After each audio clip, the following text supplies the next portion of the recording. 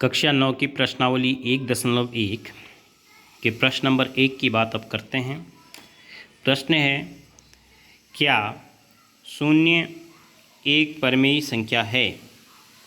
क्या इसे आप P/Q के रूप में लिख सकते हैं, जहां P और Q पूर्णांक हैं, Q 0 के बराबर नहीं है। अब इसको हल करते हैं।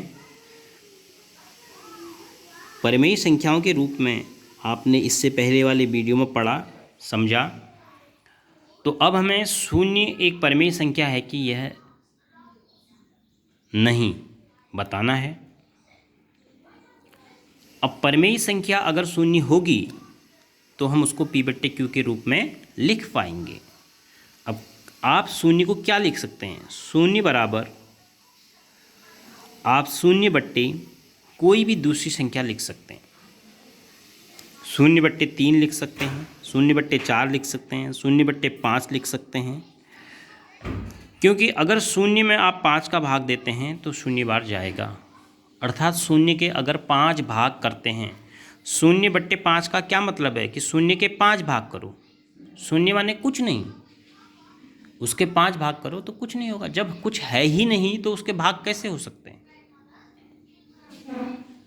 तो अतः हम शून्य को 0/5, 0/6, 0/7 कुछ भी लिख सकते हैं। तो शून्य बराबर अगर मैं तुलना करूं P/Q से, P/Q के रूप में हम लिख पाए हैं।